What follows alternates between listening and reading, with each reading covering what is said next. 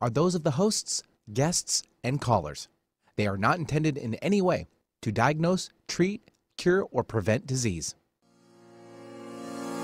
Welcome to Weight Loss Conversations, brought to you by 3Health Medical Weight Loss Solutions. Your hosts, Bradley Butterfield, Marlene Sexton, and Brandy Wiltermuth, have over 30 years experience treating health issues associated with excess body weight. Get ready for an in-depth, honest discussion about weight loss and your health. Be sure to visit our website at 3.health. That's THREE.health.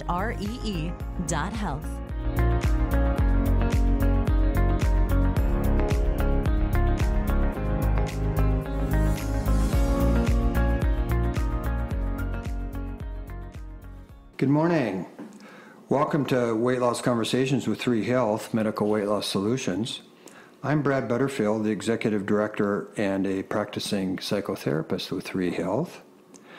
And with me this morning are Brandy Wiltermuth, a nurse practitioner and the Medical Director at 3Health. Good morning. And Marlene Sexton, also a psychotherapist and our Director of Therapy. Good morning. And also again this week we have Alexis Morales, our Manager of Operations and Medical Assistant. Hey guys. How are you all doing this week? Doing good. Doing well, yeah. It's good to be back this Monday morning. Last week I think we had a great session on the radio. We talked about what sugar does to your body, and we said that was going to be part one of the conversation about sugar. And this week we wanted to talk about part two regarding sugar, and we titled it, What Sugar Does to Your Brain and Emotions. And so Brandy and Marlene and Alexis, I was fascinated what we talked about last week, especially Brandy, about what sugar did hormonally and neurologically to our body. And then you picked up quite a bit about the work that you're doing with diabetes management with our patients, and you explained about A1C numbers and a whole lot of things that we're doing in our clinic at 3Health with our patients in medical weight loss. Mm-hmm. There's a lot to talk about there. There is, and I was going to say, if somebody missed last week's program, that is archived on our webpage, as well as the KKNW webpage. And you can actually find our show in iTunes podcasts. It's called Weight Loss Conversations. You can rate, review, and subscribe it there. Yeah, I think it was really an important discussion and clarified a lot of things about how sugar does affect the body. Brandy, you and I have been working together for a number of years, and you've been explaining this to me for a number of years, and every time you do explain it to me, and even listening to last week's show, I continue to learn things. What has always helped me is understanding regarding my sugar addiction, and I recognize that I call myself a recovering sugar addict, and we're going to talk about addiction today. But it's not just about my willpower or discipline. I really do have hormonal and neurological responses as I put sugar in my body. It's something that's physiological that's happening to me. A lot of people do, and they just don't recognize it. You know, one of the common conversations I have with people is they come in and they're doing well and they're losing weight, but their cravings are just really, strong. And sometimes if I investigate that, or when I investigate it, I find out that, they had waffles for breakfast, and 2 hours later they were scrounging around their office looking for something else to eat. And it's like, well, that's blood sugar. That's a physiological driver to go find more food, and sugar is going to relieve that feeling much faster than any other nutrient. We are smart animals, and we know that. And so is that an addiction? I would say it is, because there's a reward withdrawal. That whole cycle is happening with sugar. So putting sugar in my body first thing in the morning, and then expecting to practice self-discipline in my eating throughout the day. You pointed this out to me several years ago. I'm starving by 10 in the morning when I do that. Right. Why and is your that? mood isn't good. Just because I'm spiking with my blood sugars? Right, and- because yeah. it's actually when your blood sugar is dropping that you feel so Right. hungry and Okay. want more. So I've spiked and then I've dropped. Yeah. Right. And so that's a physiological response. It's really not self-discipline or willpower. No. Okay. No. All right. Marlene, you and I are of similar age. We were talking last week at the end of the show. In fact, we were kind of laughing. I don't know if it's funny, but we were about Denial. Yeah, maybe it is denial. About when we were kids, about the boxes of cereal that our mothers used to put on the breakfast table in front of us. And in fact, I was laughing that my brother and I, there were 6 or 8 boxes of cereal put on the table, and we'd make forts out of them. You know, we'd pile the boxes up and make these different configurations as we poured the cereal in our bowls, and then some milk. Sometimes even not milk. Yeah, I ate and it just and plain. then even how the names of the cereals changed over the years. We went from, what did we go from? Well, we had sugar smacks that had Quick Draw McGraw Right, on them. I remember that. It was And great. The artwork was great. Yeah, and then Sugar Pops were another kind of a corn pop thing. I remember those. Yeah, and they were just blatant. They just called them sugar whatevers. And then over the years, they changed to Honey Smacks. I was going to say, I think they're Honey Smacks now. Yeah. So we went Then from corn sugar to pops. honey because maybe honey is healthier. Is that the idea, do you think? Well, I think people think so, but Okay, it's still yeah. sugar. And the problem with the milk is that they got smushy, or you wanted to eat quick because the milk sort of ruined the I was treat. never a milk drinker, but my brothers liked it, like Fruit Loops would make the milk pink or, green or whatever what the dominant color was. Probably led to me not liking milk anymore, but they thought that was great. And then I noticed that they always had to, if they had more milk left over, they had to put more cereal in. And then if they didn't, That's right. Yeah, you just would- kept doing it. If there was milk in the bowl, we had to keep pouring Yeah. the cereal in until the milk was gone. Gone. Yeah, that's right. Yeah. Have you the guys ever timing. measured out like the serving sizes that they tell you on the box? It's like a half a cup or Yeah. something. Yeah. Yeah, we certainly Who eats weren't. that? We filled the bowl. Serving size was how much milk was left in the bowl. Yeah, I and when think. my brothers were teenagers, the bowl was a mixing bowl. I mean, they were like Right. Yeah. Jethro on the Beverly Hillbillies. And I then, remember that show too. And then Brandy, once a week, my mother would go healthy on us, so we would do oatmeal.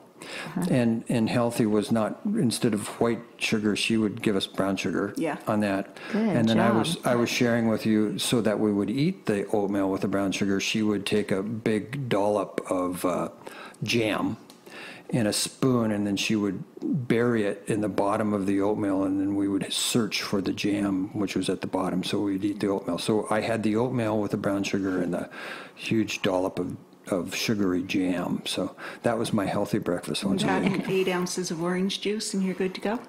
If it wasn't orange juice, it was Welch's grape juice. Do you remember the grape juice? I do. And it was either a can of grape juice or it was a frozen concentrate. So Yeah. we were sugared up pretty good by the time we went to school. Yeah. And your parents didn't Now have to you're deal with supposed you to no learn. more. Yeah, now I really did. I mentioned this last week that I thought I was doing so much better by giving my kids, orange juice instead of grape juice or punch or Kool-Aid, where you actually Well, added. it probably is a little bit better, but At least I got some vitamins maybe, but there were Right. vitamins added to Kool-Aid. Oh, were there? I don't remember that. Or maybe Do you I'm guys just ever watch believing. the commercials for the cereal ads, and they show like the plate, or not plate, like the platter of what you're supposed to have with breakfast? You have like your toast, and you have your cereal, and then you have a glass of orange juice, and then you have a glass of milk, and then it's like, is this for one person, or are you serving like a family with this platter of breakfast? Everything in there is added up. I'm sure maybe 100 grams of sugar. Yeah, it's we got a lot of misinformation about what a part of a healthy breakfast is. So that's how we started out the morning. Yeah. And then I've shared, not only on this program, but with you all over the years, that my mother was a stay-at-home mom, and we had dinner like clockwork. In fact, it was by the clockwork at 5:30 every evening, and it was over at 6:10. There was very little said at the table, of course, but my mother baked every single day so that we had a freshly baked dessert every night after dinner. In fact, you wouldn't know what it was to have dinner without a dessert afterwards. So she really set us up pretty good not only at the breakfast table, but at the end of the day. And a lot of that's physiological and how you're going to feel and how your body's going to react to it. But it's also conditioning that says you have to have dessert Right. at the end of the day. Sugar is going to make you feel better. Sugar is love in that case. That, your mom is tying it in with being a good parent and being, That was there her, for that the was her kids. job. Yeah. That was her job. And Serving so- that dinner at 5:30 when my dad got home from work at 5:15, and the dinner was ready to go. That's what she saw as her task to Did do. your mom eat it? She did. And so it was my mom and my dad, and I had an older brother, was my only sibling, and myself. And I've shared this with you before, Brandy. My dad went on, unfortunately, to be a type 2 diabetic, and then my only sibling, my brother, was a type 2 diabetic when he became older. They've both, my dad and brother, have passed away. Both of them, unfortunately, with poor health early as adult males. And my mom ate it too, and yet my mom was just this tiny little thing. She was 5'2" and barely tipped the scales at 100 pounds. But my dad and brother really struggled with obesity. And I found that curious. It was just one of those things, yeah. But she really set me on a path of sugar addiction for my entire adult life. It's been a problem for me. Yeah, it can be, well, with any addiction, we're also, that addiction is such a complex disease because there is a physiological side to it, but there's also a learned side to it, an emotional side to it. People say that you can't, there's a lot of studies that you read that say you can't be a food addict because we need food. But what we don't need is processed foods and sugar.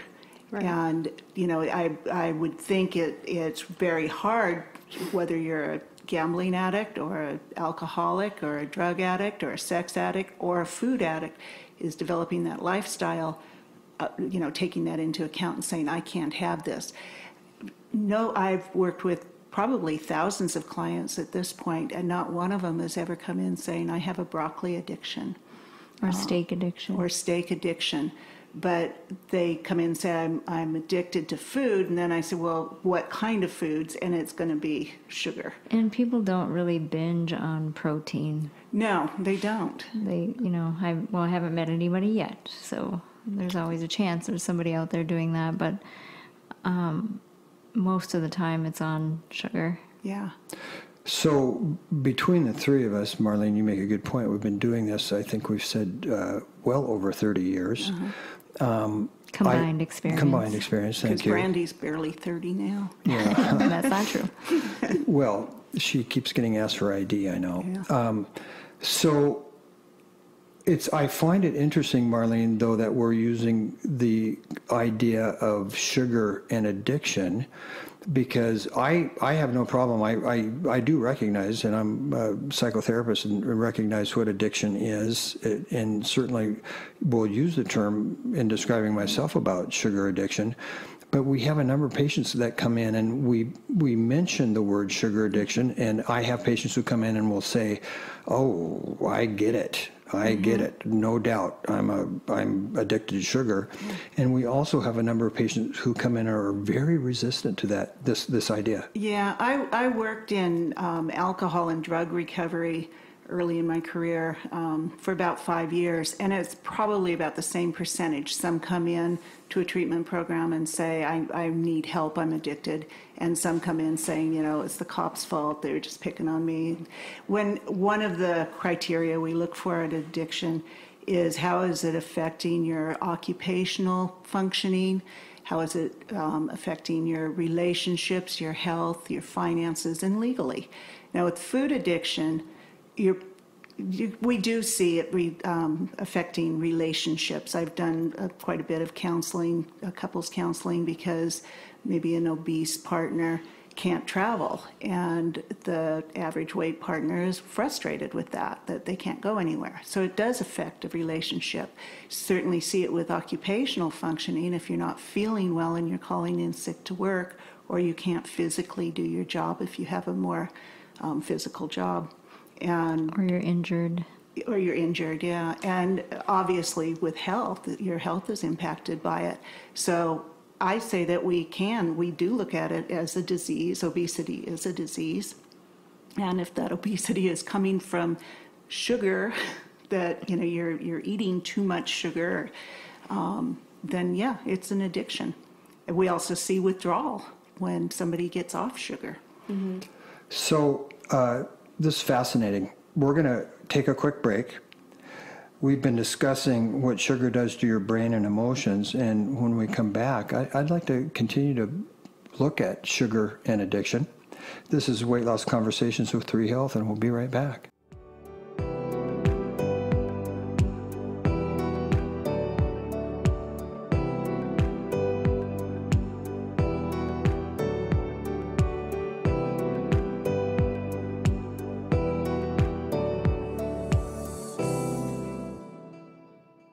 With decades of experience helping patients change their lives, 3 Health Weight Loss Solutions can help you too. At 3 Health, we provide proven and science-based solutions for realistic, achievable, and sustainable results. We're unique, just like you, and the relationships you have with food and yourself. Find out how we treat obesity, depression, high cholesterol, and more. Just give us a call and change your life today. 425-606-0022. Or visit us online at 3.health. That's THREE.health.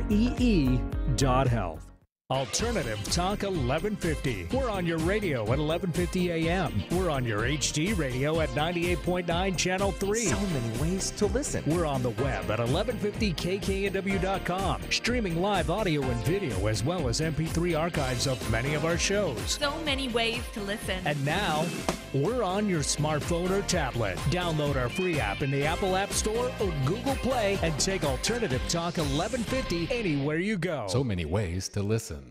Alternative Talk, 1150 on AM, 98.9 HD3 on HD, 1150kknw.com on the web.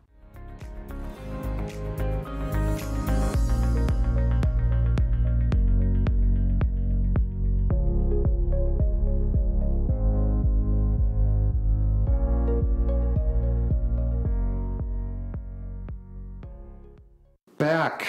Thanks for joining us today on Weight Loss Conversations with 3 Health. If you're just tuning in, we've been discussing what sugar does to your brain and emotions. This is part 2 of our sugar conversation. Last week we talked about what sugar does to your body, and this week we've been talking about what sugar does to your brain and emotions. In our first segment, we were talking about sugar, and I was sharing my personal story a little bit, and then Marlene, you were talking about the idea of sugar and addiction to sugar. And we were giving some examples of patients who come in. Some come in and they know straightforwardly, yeah, I'm addicted to sugar, and that's where I am in my life. And then we do have patients who come in and who aren't aware or don't want to be self-aware of their sugar addiction. And Brandy, because of our first show last week, we know how sugar does play such a significant role. It's physically addictive. Yes, it's physically addictive and plays such a significant role in obesity. So Marlene, in our training as therapists, we know that denial is such a big part of addiction. Yeah. Nobody likes to think that they're dependent upon something, and so that is one of the first things is denial. So denial can look like somebody just saying, oh, it's not that big a deal, or my father lived to be 88 and ate sugar every day. But if you're having any kind of issues, either in your relationship or your health or legal. I once had a woman denying that she was a sugar addict. She used to shoplift candy bars because she didn't want her husband to know she was buying them because he was angry with her for eating sugar all the time. That's an addiction. Also a crime. Yeah, also a crime. She had legal problems over it. If you're telling yourself, I need to stop doing this, and you can't stop, that's when I start really looking at this as an addiction. Unfortunately, the culture says you really shouldn't, you can't really be addicted to food. Yeah, it's so disappointing when I hear some really good information about food and sugar and how, dangerous it can be and how addictive. And it seems like they always at the end say, but you can have a little bit. But some people can't have a little bit. They really can't. It's like telling a gambler you can go play for a half hour on the gaming table. Some people just can't. And the good news is you can develop a really healthy, fun lifestyle while avoiding it. You don't need it. And that's the other thing with addiction, is usually something you don't need in your life. And we've all perhaps had friends or family members who have gone through 30-day treatment programs for substance abuse or alcohol. I'll use alcohol as an example, who have said to us, my goal is just to be able to have one drink socially. And that's that denial that it's a serious problem. And they've gone through treatment, and we've seen where that's led. They come out and they want to have that one social drink, and a year or two later they're back in another 30-day treatment program because they're those folks that just can't have one drink. I think it's a little bit different with sugar, right? Because all of our food is laced with it, but it's not usually such an immediate effect, right? You can be avoiding it and then have a little bit and nothing happens. It's not like you gain 20 pounds overnight because you ate some sugar. Well, I would say the consequences are different than maybe than the alcoholic, but some of the effects are very similar. Oh, right. They I'm really not saying yeah. it's not as serious. I'm just saying that binge drinking, obviously people feel way different, and their response to that is way different than if you eat a lot of sugar. Maybe you might have a headache, you might have some of that physical stuff, but it's not as immediate or as obvious. But 20 pounds later, you go, oh, I guess it snowballed and I got on the sugar maybe track. A word that comes to mind as I'm listening to you is to think about the cravings. So I tell you what will happen with me is I'll eat the sugar, and you're correct, the consequences aren't as devastating, but the cravings are there. So then a few hours later, the next day, I have the cravings, and then I have the cravings, and I have the cravings. And so you do almost go back to a starting point. I think there's also sort of sugar gets a pass a lot of times in our culture because of its association with fun and love and enjoyment and celebration and all these other things. I had a patient once tell me the same thing, like, as the alcoholic, I want to be able to have a drink. She said, when we're having our office party, I don't want to be the boring one and not eat the sugar. And it just blew me away. Yeah. And she was, a doctor, a radiologist, and I just couldn't believe that she couldn't reconcile that and think of it differently. Well, and that, I think, is what makes 3 Health really unique, is that we look at that behavioral side of it, the emotional side of this, because nobody is going to be able to sustain weight loss if they don't have the skills. It's the same with the 30-day alcohol recovery program, is that we always ask people to go into meetings, AA meetings, so that they get even more information and more support and learn more about themselves. And that's where somebody is tied in. I don't want to be boring. I will be boring if I don't eat sugar.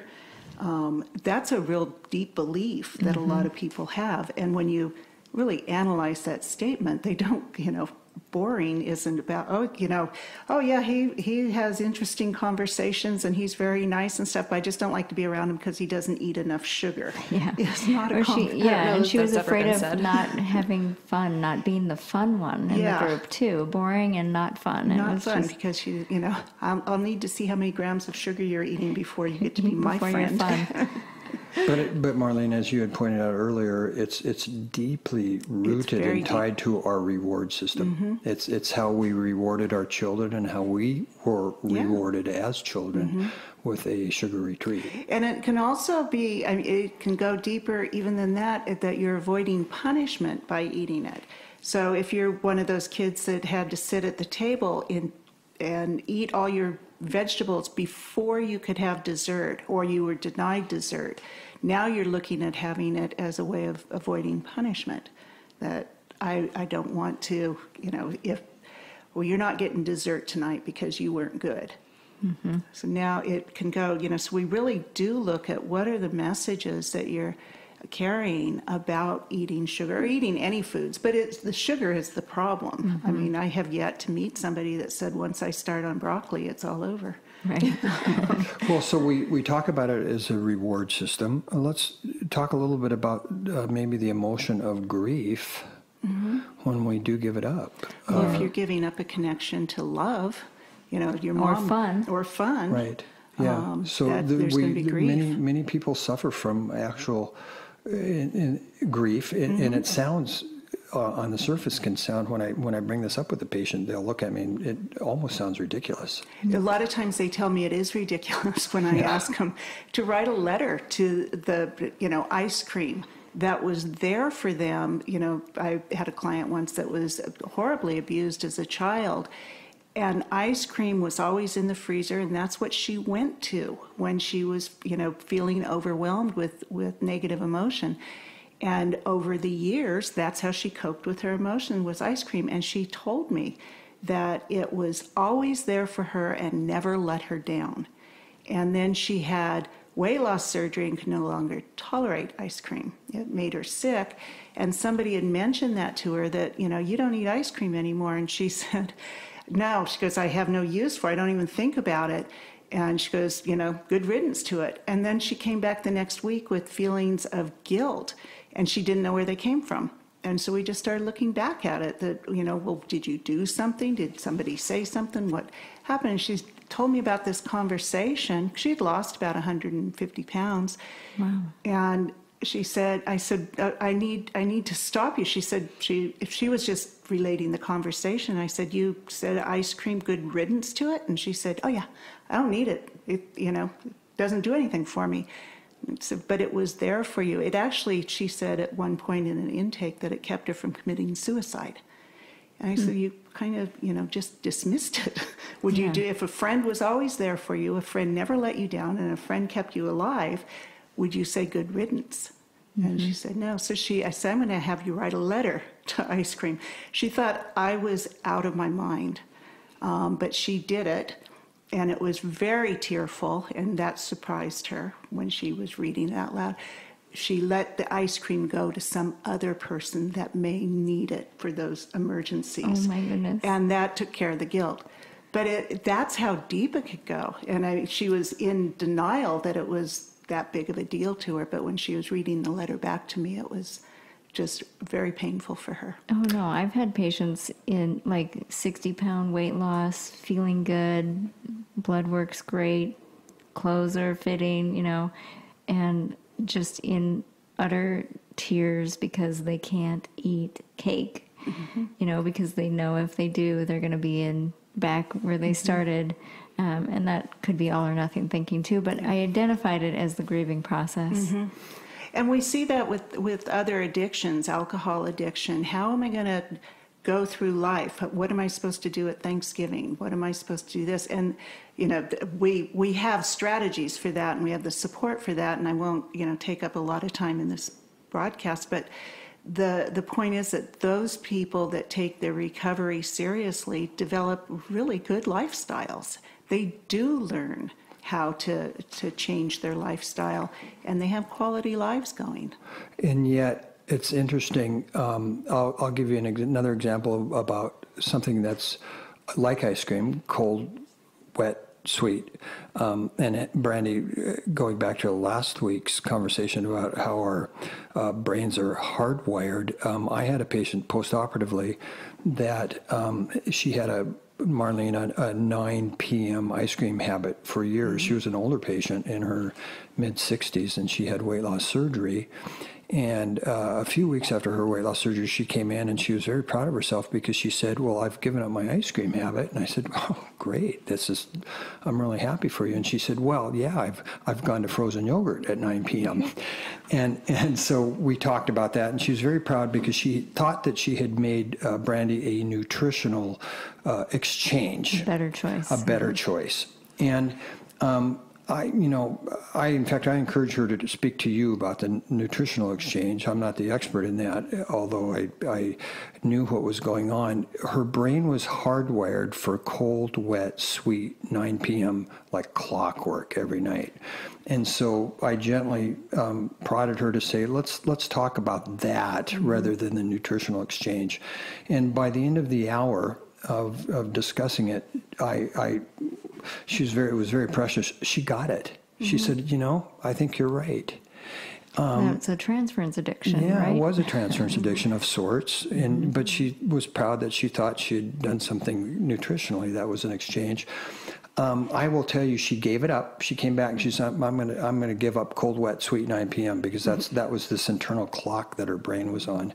I think she was down, a year later, she was down over 100 pounds by getting rid of that internal mechanism that was going on with her brain of cold, wet, and sweet at 9 p.m. And so it's interesting how with addictions we can be hardwired to those sorts of things. Yeah. And that gets back to our program of last week, what happens to us neurologically with addiction that sometimes we're not even aware of. God bless her, she was willing to jump on and deal with it. Well, and that's the only thing that's going to happen with any addiction is that first you have to get over the denial and say this is an issue, this is a problem. And then it's getting the right people to help you. We specialize at 3 Health, we're specializing in not only diabetes management and nutrition stuff, but also the emotional stuff that's connected with addiction and food and comfort. And looking at those things, whereas a commercial weight loss program is not going to sit there and tell you to write a letter to ice cream and help you through that. I mean, it went very, very deep for her, and she needed to go that deep to recover from it. And we have to do it a little bit differently than, say a drug addiction, because food is something that everybody's faced with every day. You said that we faced 250 food decisions every day. We have social outings. And so people who feel like they're missing out or they're not fun, they have to find a strategy, a skill set to deal with that, so that they themselves don't feel deprived. Yeah. Because it's not heroin, it's not alcohol, you can't go without it. Even though it's sugar, you're going to encounter it at some point in your life, so you have to learn how to deal with sugar. Absolutely, and people push it too on you. Hopefully somebody isn't pushing heroin on a heroin addict, but with sugar. Marlene, I'd like to take a break, and I'd like to come back after our break, and I'd like to discuss about how we deal with other people pushing foods on us, especially in the midst of looking at sugar as an addiction. So we've been discussing what sugar does to your brain and emotions, and when we come back, we're going to look at food and sugar in particular as an addiction. This is Weight Loss Conversations with 3 Health.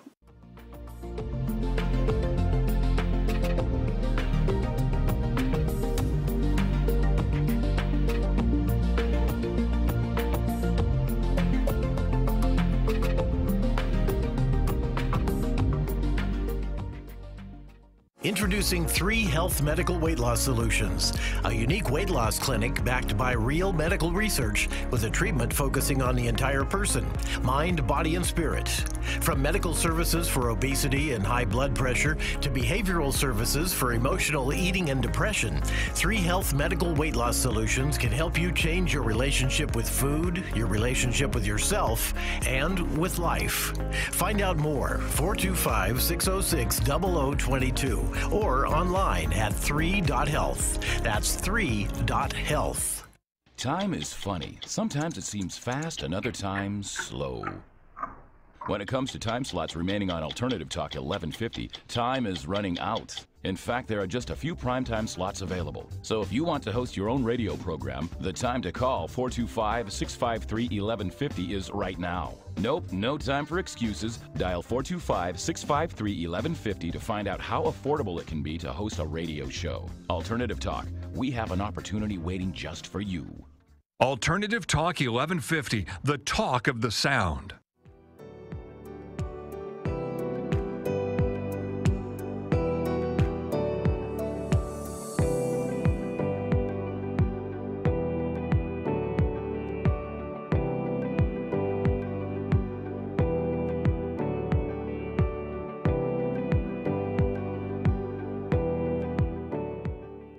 Welcome back. Thanks for joining us today on Weight Loss Conversations with 3 Health. If you're just tuning in, we've been discussing what sugar does to your brain and emotions. And we spent the first half of today's show talking about sugar and addictions and denial. And Marlene, at the break, we were kind of talking about not being in denial with sugar and addictions, and I've shared my story a little bit and some stories about our patients. I'd like to talk a little bit about sabotage, and we can talk about family systems or sabotage with friends, but what happens to patients and how do they deal with other relationships that don't recognize what's going on with patients and sugar? So Marlene and Brandy and Alexis, maybe a patient finally gets to the point where they're not in denial. They realize that sugar is a big problem for them, but certainly the rest of the world or a lot of people around them don't get this. And how do you deal with that? Well, I work a lot with patients on assertiveness skills and setting boundaries and limits with others, being real clear on this. I don't want that. I can't handle that. And we see it also with drug and alcohol addiction too, that there are just always going to be those people out there going, you can have one. With sugar, because it is everywhere and it's not illegal, and that people will say, well, it's your birthday or it's Christmas or it's the holidays. And it really is about self-care and going back to your own self-worth, that you know you're out of denial and you know that this is going to set off a binge or make you feel, physically sick. So it is about paying attention, who's supporting me. I ask people all the time to tell their families that this is important to me. Here's what you can do to support me, rather than having the family member guess what they can do. So, please get the stuff out of the house. There's a real myth out there that you have to have crap in your house because if you have teenagers or children, they don't need it either. But we hear this all the time. We hear it all the time. I may deny myself, but I can't deny my kids. And it's, what I try to have people think about is if you're having these problems, if you're addicted to sugar, you have metabolic issues related to your weight, they're going to have the same challenges because they have your genetics. And this comes up most often when people are telling me that they're cooking 2 different meals. Yeah. One for their children and one for themselves. And I just stop and I say, well, that can't continue. You're not going to keep doing it. And your children are going to have the same problems that you do if you don't change what they're eating. Yeah. So, it really is important. If you're worried about your kids not getting enough sugar or chips or simple carbs, believe me, they can find it anywhere. Right. And it is okay to say, this is for my health. If you were coming home from a 30-day alcohol recovery, it's perfectly legit and encouraged to say, get the alcohol out of the house.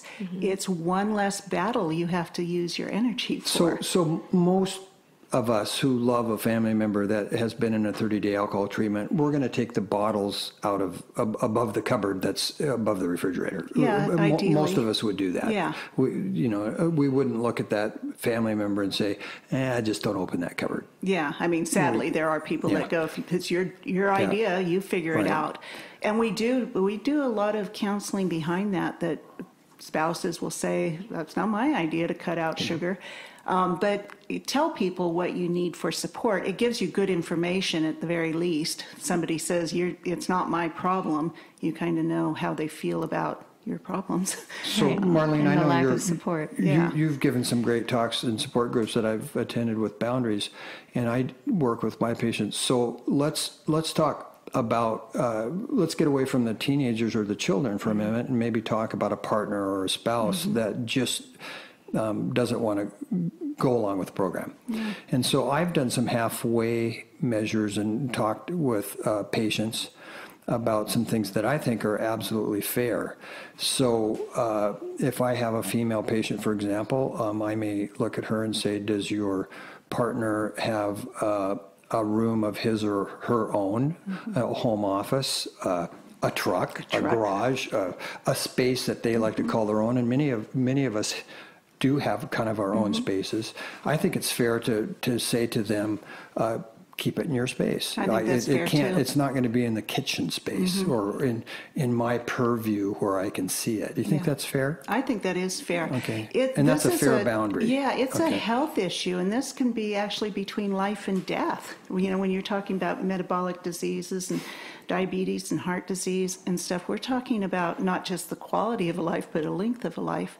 And if somebody's not willing to help you out with that, I'm not the food police for my husband, but I have asked him, and he does it, leave the junk in the car, in your truck. I have no desire to go into his truck and eat anything that's ever been in his truck. So it's not that battle as if, cookies were in the cupboard. Right. And he's willing to do that because he wants to support me and my health. So, and if it's more overt and it's there's a resistance to that, and we have had situations where things are put right out in the TV room and in front. It's blatant sabotage. Yeah. Then that's gets into whole other issues. That's a whole other issue. But if you look at it as on the same level of if you were trying to get off heroin or Oxycontin, and somebody's like, yeah, well, I've got a bunch in the cupboard, just don't get in it.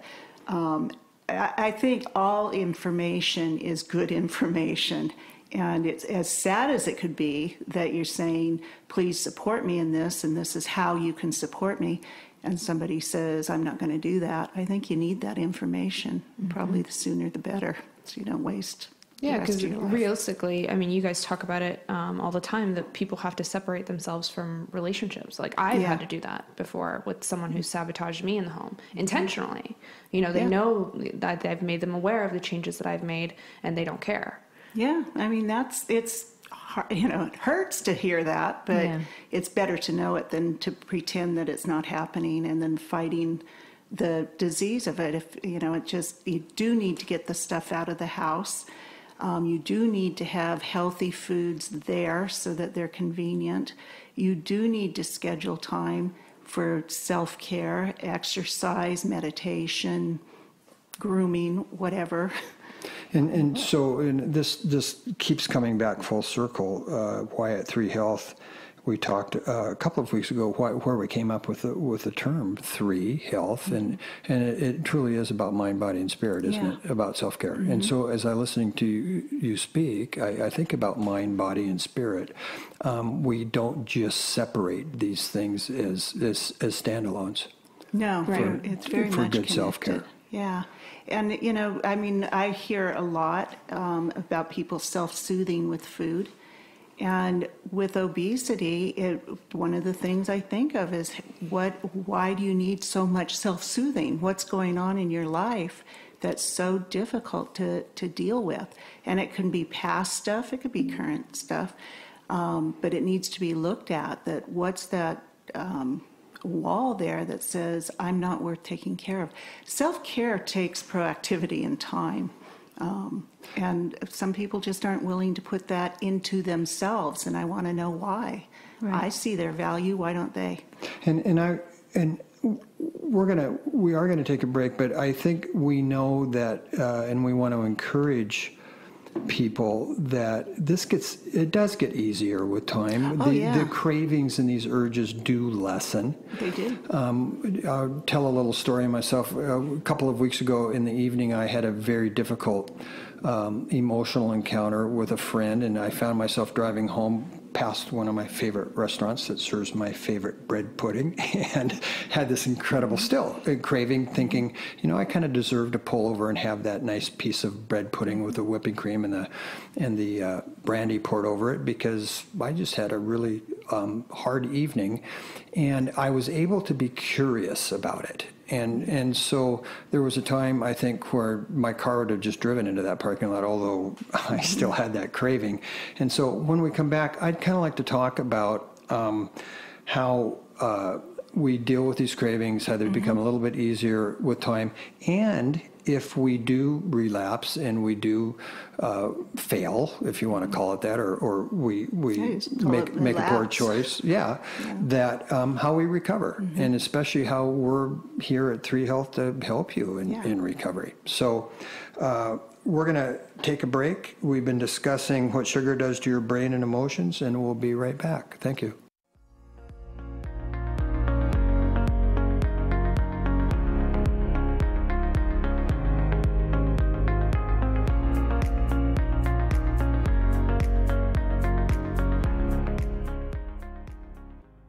With decades of experience helping patients change their lives, 3 Health Weight Loss Solutions can help you too. At 3 Health, we provide proven and science-based solutions for realistic, achievable, and sustainable results. We're unique, just like you, and the relationships you have with food and yourself. Find out how we treat obesity, depression, high cholesterol, and more. Just give us a call and change your life today. 425-606-0022. Or visit us online at 3.health. That's THREE.health.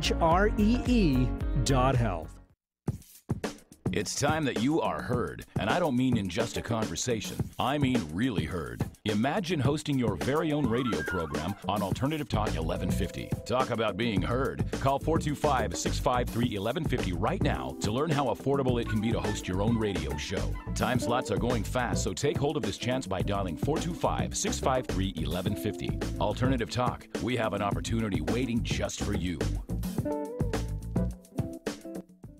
Bored with the other stations, hammering away on the same old talking points? Try Alternative Talk 1150 and get some variety.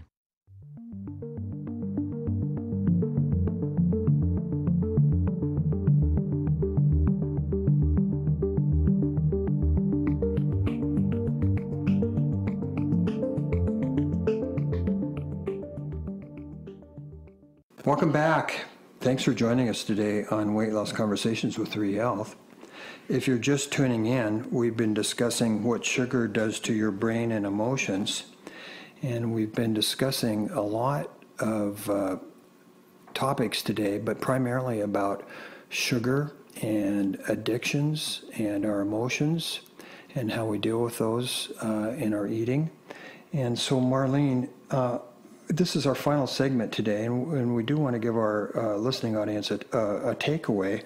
But real quickly, I'd like you to talk a little bit about what happens when we do relapse or we do blow it, so to speak, and how we kind of get back on track.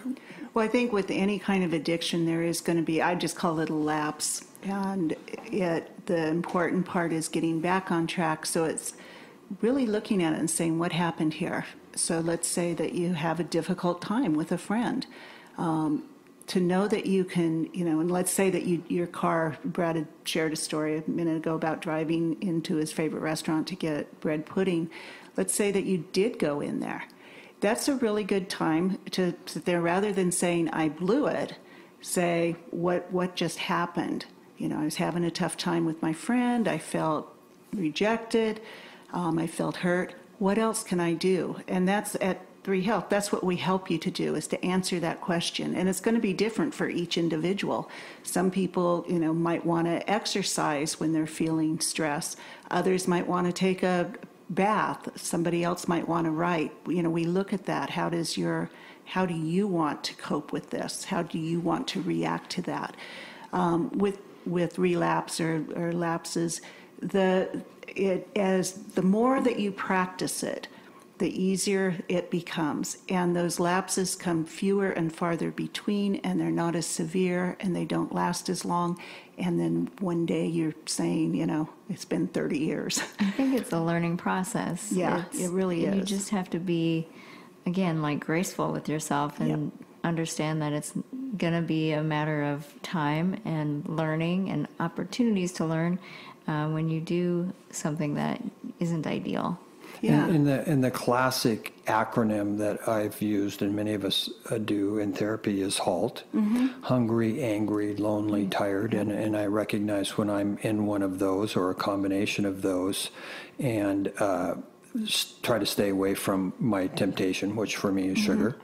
And if I do succumb, or if I'm hungry, angry, lonely, or tired, and which I was a couple of those last week, and I did drive by the restaurant, but if I hadn't, one of the practices that I do, Brandy, that you've taught me is the next morning I pull my journal out and I start journaling my food and emotions and some of my thoughts the next day and get back on. Sometimes it will be revealing that, hey, I didn't eat very well either. Right. I mean, I had this emotional thing happen, but I was really in a huge deficit to begin with. Yeah. So then you can make a plan for if that encounter is going to happen again or anything like that's going to happen, that at least I'm going to start off with really good basic nutrition and not put myself in a caloric deficit like that. Which is for me is the tired part. Yeah. Is or the hungry part. Hungry or tired. It's looking at it rather than saying I blew it and I need to start all over, or I can't do this, or some other negative thought, to say what happened and what can I do in the future. I would recommend to take a different route next time you're feeling upset. Yeah. It's when I shared once early on that I used to be a bartender. If you're going through recovery, don't go to the bar to, say goodbye to your friends. If you really want to say goodbye to them, and if they really are your friends, call them. Well, or have them come to your home. And then I will tell you, on a personal note, the saving grace was I knew that in my home I did not have those food choices. I think that's a really important point, and especially if your family, if you're one of those that says, my kids need this, they need chips or they need ice cream. Everybody deserves to have one place on earth that they don't have to make the decisions and fight themselves. And the only place that's going to be is your home. So maybe explain that to family members, that I need this to be my safe place. I agree. When I'm tired at night, I don't like the willpower conversation. I don't like having it because I may be successful 9 times out of 10 in the evening. But it's just that one time that I'm not, and I don't think we should have those conversations with ourselves in our safe place or in our home. Right. I agree. I think the home is the only place that you can have. You can't control it outside your home. Right. So that's a strategy. Different routes home. If there's your favorite bakery or your favorite ice cream place, take a different route home. You're not going to get those cues. Don't allow yourself to get hungry, angry, lonely, tired without being, you can be angry, but have some strategies for dealing with it. And that's what we do at 3 Health, is to really look at that lifestyle. Right, and isn't it so obvious that it's obvious that it's not about eating less and exercising more? It's so ludicrous to even think that anymore. But I remember when I used to believe that with all my heart, that it was about eating less and exercising more, and it's not so part much of it. deeper than that. Yeah. I have a quick announcement. We are going to be at the 31st annual Northwest Women's Show, which is on March 9th and 10th, and we're going to have our body composition analyzer there. It's called the InBody. And if you visit us at our booth, which is number 619, and you have a body composition done, and you bring that in to the clinic, you will receive a 20% discount on a medical evaluation. And that's in Tacoma? It's in Tacoma Dome. And it's really about, fashion, health, food, and fun, and women of all ages. So if you have children under the age of 10, they're free with your adult ticket. Great. Thank you, Sounds Brandy. fun. It's an opportunity to get to meet you or Alexis or Marlene, Right. and also learn more about our practice. Right. Yeah. We'll go over the results of the test with you a little bit there. But for more in-depth analysis or obviously a treatment plan, we'll need to see you and do more in-depth. That's great. So this is the conclusion of our 2-week series on sugar. The last week was what sugar does to your body. And today we've talked about what sugar does to your brain and emotions. It's been enlightening, and we've really enjoyed this time with you. Please tune in next Monday morning at 8 a.m. And if you have any questions or comments for us, you can email us at contactus@3.health. That's the word 3, and we'll get back to you as soon as we can. Have a good week, and please be safe. Thank you. Bye-bye. Bye. Thanks for listening to Weight Loss Conversations, brought to you by 3 Health Medical Weight Loss Solutions. We love hearing from our audience, so be sure to drop us a note. We so appreciate when you tell family and friends about our program. Also, don't forget that our past programs are found at 1150kknw.com. That's 1150kknw.com. Have a wonderful week and tune in next Monday at 8 a.m. That's 8 a.m. Monday. Be sure to visit our website at 3.health. That's THREE.health.